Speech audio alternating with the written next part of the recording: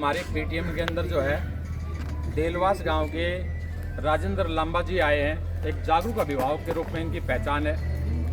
हमारे नोबल शिक्षण समूह से राजेंद्र लांबा जी जो है 22-23 साल से जुड़े हुए हैं। इनकी दो बेटियां यहाँ पढ़ी हैं, नीलेश और जानवी।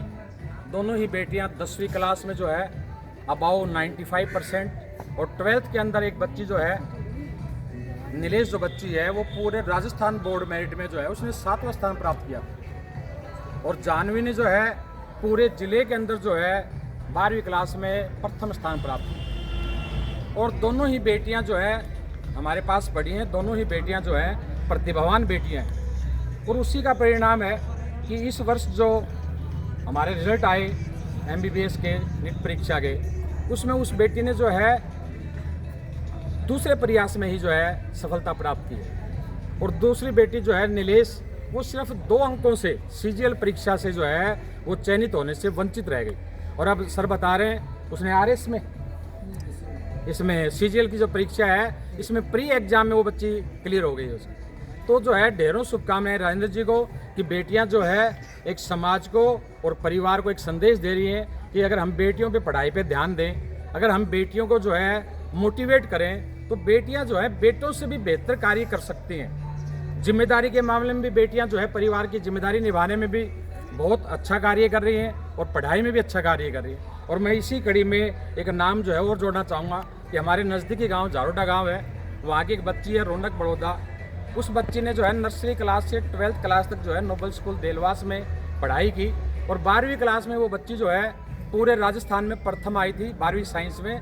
और उस बच्चे को हमने गांव की चौपाल पर जाकर स्कूटी प्रदान की थी और उस बच्ची ने जो है ये दूसरे प्रयास में RS की परीक्षा जो है पास की है और उस बच्ची का चयन RS परीक्षा में हुआ है और 206वीं रैंक उस बच्चे ने प्राप्त की। तो ये बेटियां जो है मैं समाज को इस PTM के माध्यम से संदेश देना चाहूँगा कि हम बेटियों पे भी ध्यान दें, बेटियों को भी हम पढ़ाएं। बेटियां जब आगे पढ़ेंगी तो परिवार का और समाज का नाम होगा। तो मैं राजेंद्र लांबा जी जो कि गवर्नमेंट टीचर भी हैं और एक बड़े जागरूक पेरेंट्स हैं और इनके विचार बहुत अच्छे हैं, सकारात्मक सोच के आदमी। ये जब भी स्कूल में आते हैं तो मुझे बड़ा अच्छा लगता है क्योंकि इनसे एक पॉजिटिव सोच मुझे मिलती है। तो इनके भी विचार जो है आज पेरेंट्स PTM के दिन जो है सुने। राजेंद्र सर, आपने अपने जो बच्चियां तैयार की, पढ़ाई की आपने, तो उन बच्चों को तैयार करने के लिए आप समाज को क्या संदेश देना चाहेंगे कि बेटियों को हम किस तरह से उनका मार्गदर्शन करें कि वो सफलता की सीढ़ी पर बढ़ते जाएं और उनका कॉन्फिडेंस लेवल भी हाई हो?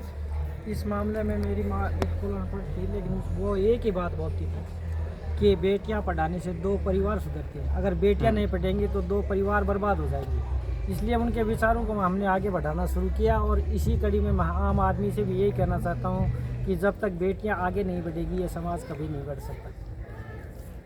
राजेंद्र सर, जैसे जो बच्ची नीलेश है, हाँ जी, जैसे उसका पहली परीक्षा में वो कुछ नंबर से वंचित रह गई, तो आपने उसको जो है किस ढंग से जो है दोबारा उसको मोटिवेट किया? मैंने तो ये किया कि प्रतिभा और पानी वो अपनी जगह अपने आप ले लेते हैं। बेटा आप चिंता मत करो, आप स्वयं इसके बारे में अपनी जगह ढूंढ लो।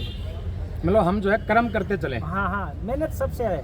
मेहनत करने वाला कभी असफल होता ही नहीं है, इसलिए मेहनत सब करेगा ना वो आगे बढ़ेगा और दूसरों को भी पीछे से रह रहे हैं उनको भी आगे बढ़ने के लिए वो प्रोत्साहन करेगा। और ये जो ऑब्स्टिकल्स आती हैं, जो समस्याएं आती हैं, ये मेरे ख्याल से राजेंद्र जी निखार लाने के लिए आती हैं। बच्चों में निखार भी आता है इससे। नहीं, उसको आभास हो जाता है कि जैसे मैं 2 अंकों से रही तो बेटी ने कहा कि पापा जी मैं तो 2 अंकों से रह गई। तो मैंने कहा कि भैया उस समय आपकी इतनी योग्य नहीं थे कि 2 अंक थे, क्योंकि आपने पूरा प्रयास किया था।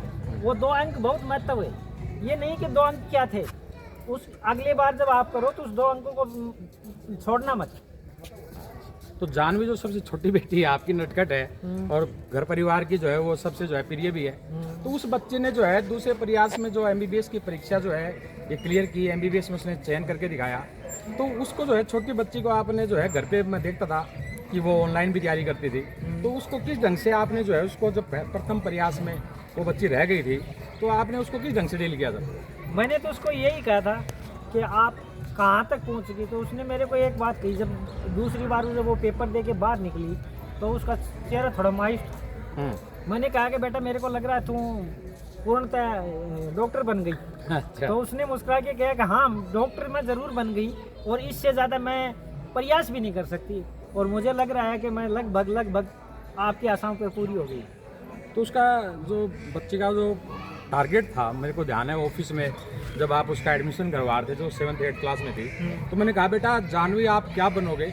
तो उसने कहा था, बोले सर मैं आईपीएस बनूंगी, और मैं आईपीएस बनकर जो है एसपी बन के जो है मैं समाज के अंदर जो गुंडागर्दी है, जो है सामाजिक तत्व हैं, इनको ठीक करने का कार्य करूंगी।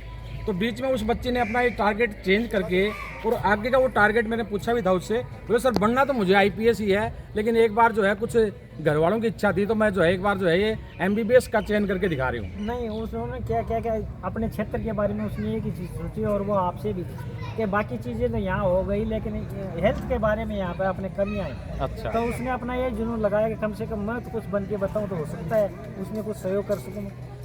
तो उसके अंदर ये भावना है कि जो है मैं मानवता की सेवा करूँ, जी।